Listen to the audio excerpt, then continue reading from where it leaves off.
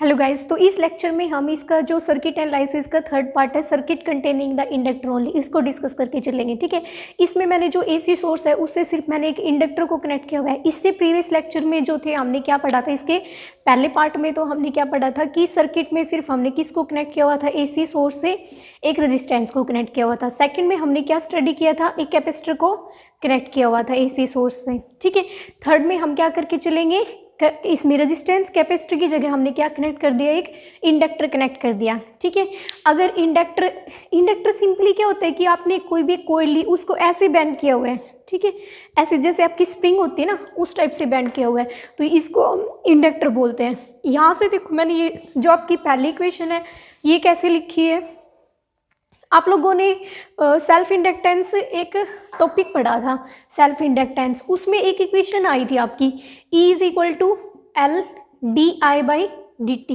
क्या आपको इक्वेशन याद है? ये इक्वेशन पढ़ी थी ना। ठीक है, यहाँ पर मैं क्या करती हूँ, इसमें स्मॉल e को कैपिटल E से रिप्लेस कर देती हूँ। क्यों?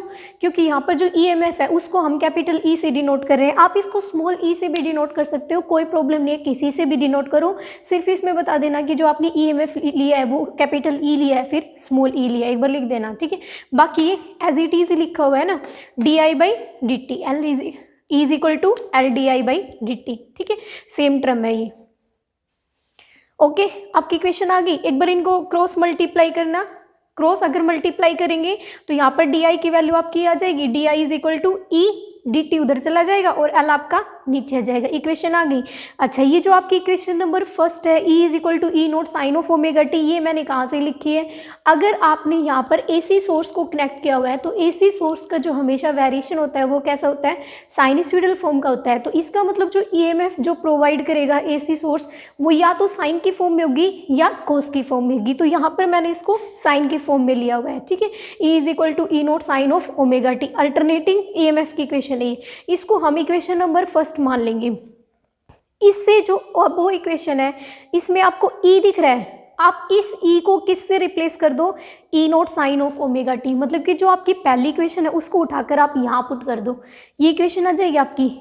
L as it is, dt as it is, di as it is, सिर्फ आपने किससे किसको रिप्लेस किया है, E की जगह क्या रखा है, E0 sin of ωt। ठीक है, अब मुझे इस dt को, di को, अगर ये मेरे पास स्मॉल के लिए, अगर इस कंप्लीट के लिए चाहिए तो हम क्या करेंगे, इसको इंटीग्रेट कर देंगे। दोनों साइड एक बार इसका इंटीग्रेशन करना, हो गया दोनों साइड इंटीग्रेशन। di का इंटीग्रेशन किसके इक्वल होता है, I के इक्वल होता है ऑब्वियसली।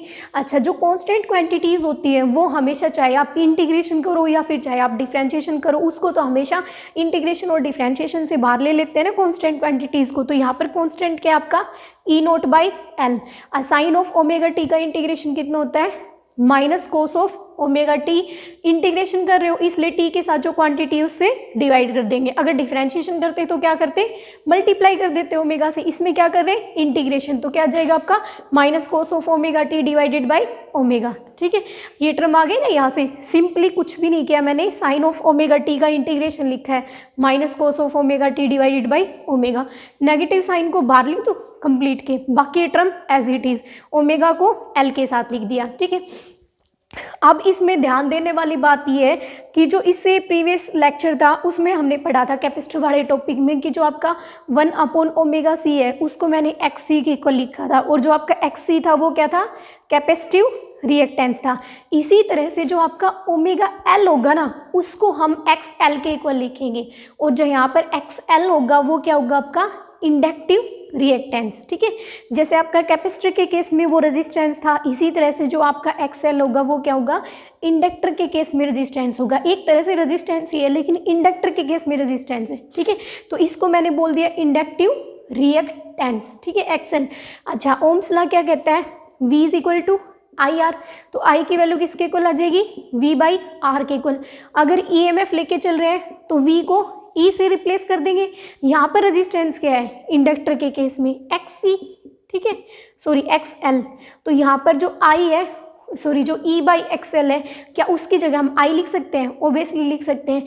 ये क्या है? EMF की मैक्सिमम वैल्यू E नोट, तो यहाँ पर भी क्या आएगी? करंट की मैक्सिमम वैल्यू I नोट, ये आ जाएगी आपकी ये वाली टर्म। ठीक है, सिंपली आपने क्या रिप्लेस किया है? E नोट की जगह, सॉरी जो E नोट बाई एक्सएल है उसकी जगह क्या लिखा है?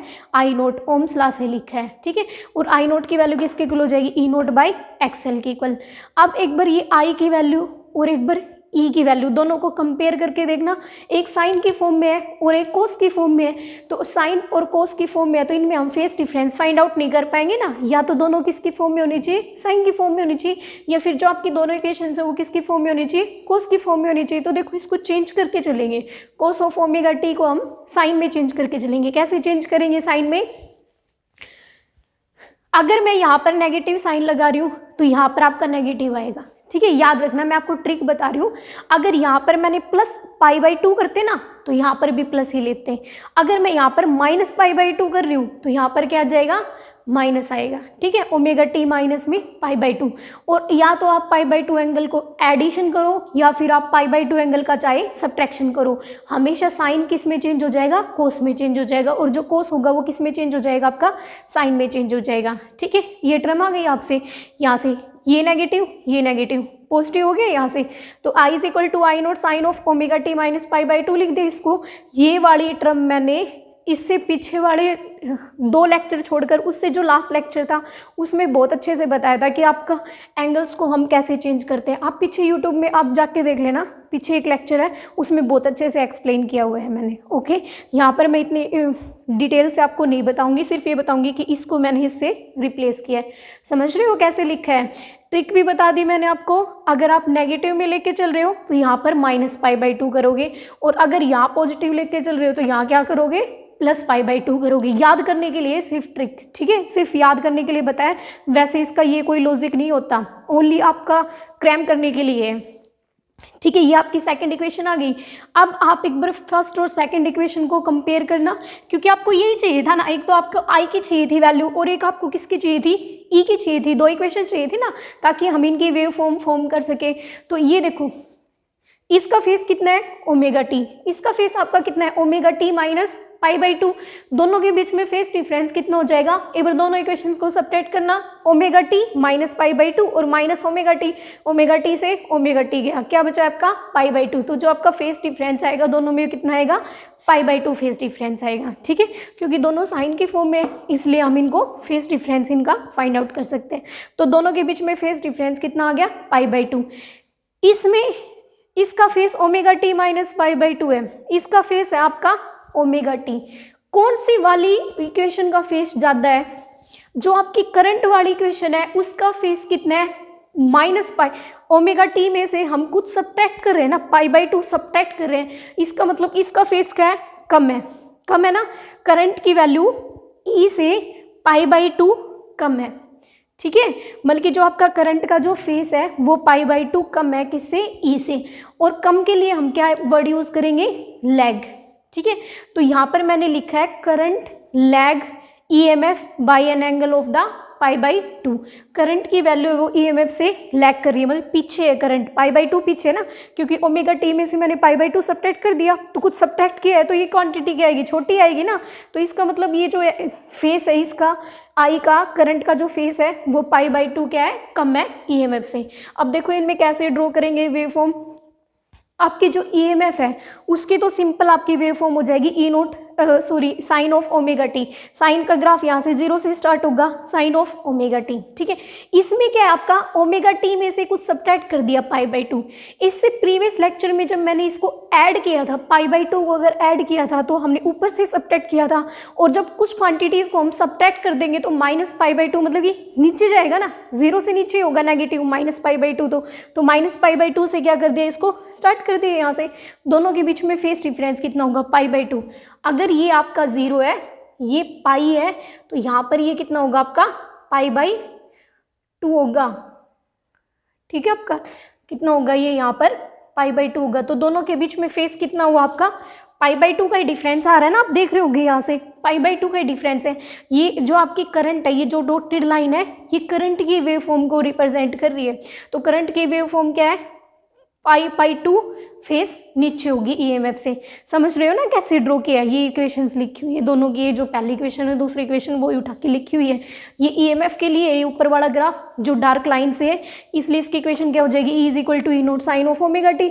और जो आपकी डॉटेड वाली लाइन है ये क्या हो जाएगा आपका करंट का, I = I0 ωt माइनस में π/2। अब इनका फेस जो आपका फेजर डायग्राम होगा वो कैसे ड्रॉ करेंगे, तो फेजर डायग्राम के लिए भी आपको ये दोनों इक्वेशंस देखनी पड़ेंगी ना। देखो एक बार दोनों इक्वेशंस को, करंट वाली जो इक्वेशन है वो π/2 फेस क्या है, नीचे है। इसका मतलब फेजर डायग्राम में जब आप करंट वाली लाइन को दिखाओगे तो क्या होगी, ईएमएफ से उसको हमेशा नीचे दिखाएंगे। इससे जो प्रीवियस लेक्चर था उसमें तो क्या थी आपकी, ईएमएफ वाली को नीचे लिया था ना, क्योंकि करंट की तो π/2 ज़्यादा थी। इसमें क्या होगा, करंट की π/2 कम है, तो करंट वाली लाइन को हमेशा ईएमएफ से नीचे लेके चलेंगे। तो ये देखो अगर मैंने ये ईएमएफ की लाइन ड्रॉ की है तो करंट वाली हमेशा इससे क्या आएगी, π/2 नीचे आएगी। ठीक है, नीचे कर दी ना ड्रॉ, दोनों के बीच में फेस डिफरेंस कितना है, 90 डिग्री π/2 का। अब अगर मैं इसमें करंट की जो ईएमएफ वाली लाइन है उसको अगर मैं ऐसे स्ट्रेट ड्रॉ करती हूँ तो भी क्या आएगा, ऊपर तो ड्रॉ करेंगे नहीं करंट की, क्योंकि करंट की तो कम है वैल्यू, तो करंट वाली को क्या करेंगे, इसमें नीचे ड्रॉ करेंगे। ठीक है, तो ये होता है आपका फेजर डायग्राम। जिसका फेज कम है, जिसमें फेज कम है, मतलब कि ओमेगा माइनस π/2 हो रहा है तो क्या होंगे, उसको नीचे की साइड ड्रॉ करेंगे। अगर प्लस π/2 है तो ऊपर की साइड ड्रॉ कर देंगे लाइन को। समझ में आया? ठीक है, क्लियर हो गया ना आर्टिकल कैसे फाइंड आउट किया है। सबसे पहले आपको सर्किट लेनी है, सर्किट में एक इंडक्टर को कनेक्ट कर दिया, इंडक्टर को आपने एसी सोर्स से कनेक्ट किया हुआ है, ईएमएफ की इक्वेशन लिखी, उसके बाद हमने इंटीग्रेशन करके करंट की इक्वेशन फाइंड आउट की, दोनों को कंपेयर किया, दोनों को साइन की फॉर्म में लिखा, कंपेयर किया। यहाँ से हमें पता चला कि जो करंट की वैल्यू है, जो करंट का जो फेस है वो π/2 कम है वोल्टेज से। ठीक है, जो करंट का आपका जो फेज आ रहा है वो π/2 कम है, तो π/2 अगर कम है तो कम के लिए हम कौन सा वर्ड यूज करेंगे, लैग। तो current lags the voltage by an angle of the π/2। इन दोनों इक्वेशंस को कंपेयर करते हुए मैंने दोनों के लिए वेव फॉर्म ड्रॉ की, उसके बाद दोनों के लिए फेजर डायग्राम ड्रॉ कर दिया। क्लियर हो गया ना आर्टिकल? ठीक है, थैंक यू।